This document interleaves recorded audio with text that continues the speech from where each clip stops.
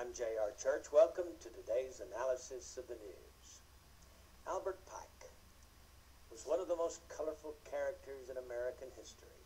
It is said that he was born on December 29, 1809 in Boston, was the eldest son of 6 children born to Benjamin and Sarah Andrew Pike. He studied at Harvard and later served as Brigadier General of the Confederate Army. After the Civil War, Pike was found guilty of treason and jailed, only to be pardoned by President Andrew Jackson on April 2, 1866, who met with him the next day at the White House.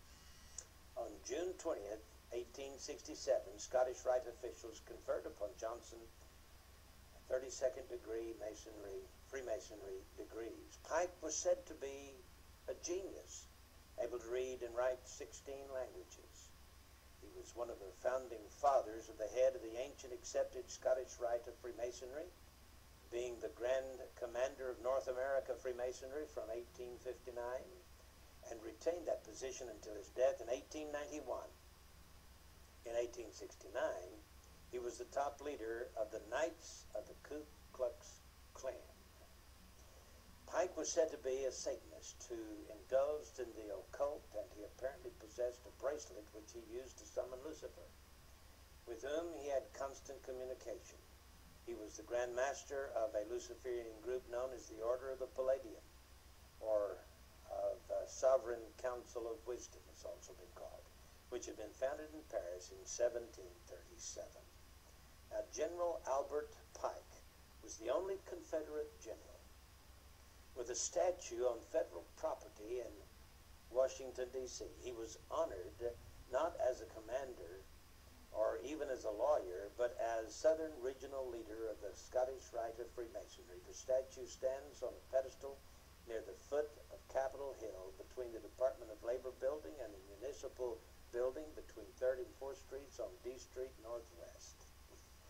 Now, I tell you all of this because it is said that he received a vision from his mentor, Mr. Lucifer, I guess, on August 15, 1871.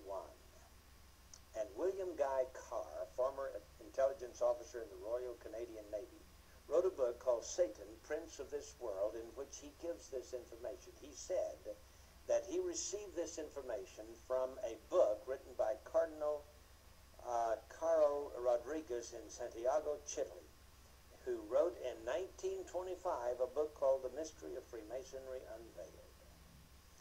And in this book, in 1925, it is said that he wrote a letter to a man named Mazzini, in which he described this dream. And in the dream, he predicted 3 world wars. The First World War, he said, must be brought about, and I'm quoting from Albert Pike.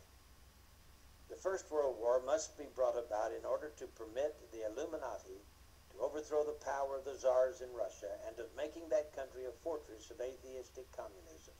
The divergences caused by the agents of the Illuminati between the British and German empires will be used to foment this war. At the end of the war, communism will be built and used in order to destroy the other governments and in order to weaken the religions. Now, students of history will know that Otto von Bismarck forged certain alliances between 1871 and 1898, which brought about this war, this World War I. And Otto von Bismarck here says that he was a co-conspirator with Albert Pike, and he was the one instrumental in bringing about the First World War. Well, that's the First World War. Then he dreams that there must be, he is given in this visionary dream, a Second World War. Now remember, this was in 1925 that it became public in this book written by a cardinal from Santiago, Chile, Rodriguez. He says, quote, "The Second World War must be fomented by taking advantage of the differences between the fascists and the political Zionists. This war must be brought about so that Nazism is destroyed and that the political Zionism will be strong enough to institute a sovereign state of Israel and Palestine. During the Second World War, international international communism must become strong enough in order to balance Christendom, which would then be restrained and held in check until the time when we would need it for the final social cataclysm. Well, there are some who may argue that the terms Nazism and Zionism were not known in 1871. You should remember, however, that the Illuminati invented both of these movements. In addition, communism as an ideology and as a coined phrase originates in France during the Revolution. In 1785, Restif coined the phrase 4 years before the Revolution broke out. Restif and Babeuf, in turn, were influenced by Rosé, as was the most famous conspirator of them all, Adam Weishaupt. Then he has this vision, in this vision, not only one world war and two world wars, but here comes the third world war. He says, and I quote, "The third world war must be fomented by taking advantage of the differences caused by the agents of the Illuminati between the political Zionists and the leaders of the Islamic world." Yeah, that's what he says. The war, this was 1925. Please understand that.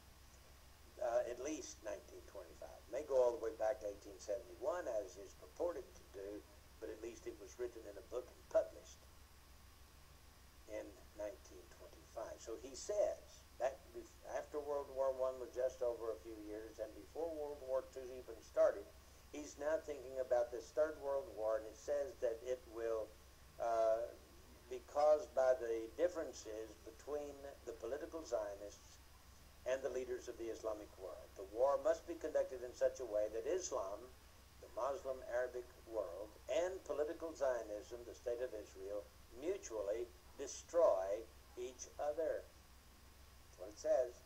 Meanwhile, the other nations, once more divided on this issue, will be constrained to fight to the point of complete physical, moral, spiritual, and economic exhaustion. We shall unleash the nihilists and the atheists, and we shall provoke a formidable social cataclysm in which, in all its horror, will show clearly to the nations the effect of absolute atheism, origin and savagery, and of the most bloody turmoil. So he's against Christianity and he's against atheism.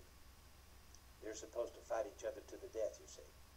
Then, he says, everywhere the citizens obliged to defend themselves against the world minority of revolutionaries will exterminate those destroyers of civilization and the multitude, disillusioned with Christianity, whose deistic spirits will, from that moment, be without compass or direction, anxious for an ideal, but without knowledge where to render its adoration, will receive the true light through the universal manifestation of the pure doctrine of Lucifer. That's what he says. Brought finally out in the public view. So he's saying that Lucifer will finally make himself, the good guy. He's going to save the world from these atheists who don't believe in deity and from these Christians who believe in the good God. Well, so it says, this manifestation will result in the general reactionary movement which will follow the destruction of Christianity and atheism, both conquered and exterminated at the same time. Well, I don't know if it's true, but I can tell you that it sure has played into what is being carried on in the Middle East today. And it looks like everything from World War I and World War II, with the development of the State of Israel, and with the Zionist movement and the Communist movement and the atheist movement, and the peppering down of persecution on the Christians of this world, it looks like that may be Lucifer's attempt at annihilation of us all, so that Lucifer will appear in the form, of course, of what the Bible calls the Antichrist, and establish peace on earth for mankind. I got news for all those Illuminatists. Their little plan will only last for 3.5 years and will be destroyed by the second coming of Jesus Christ himself. day is going to take all of us Christians out of this world before the 7 years sets in, before this Luciferian ideal can capture the imaginations of people on planet Earth. There won't be a fight between Christianity and atheism, because we will be gone. But the atheists, they might meet their demise at the hands of the Antichrist when he introduces Lucifer, his old pal. I can tell you this, they're all going to be thrown into the lake of fire. So says the Word of God, and I believe it from cover to cover. I'm J.R. Church. We'll see you again tomorrow with our analysis of the news.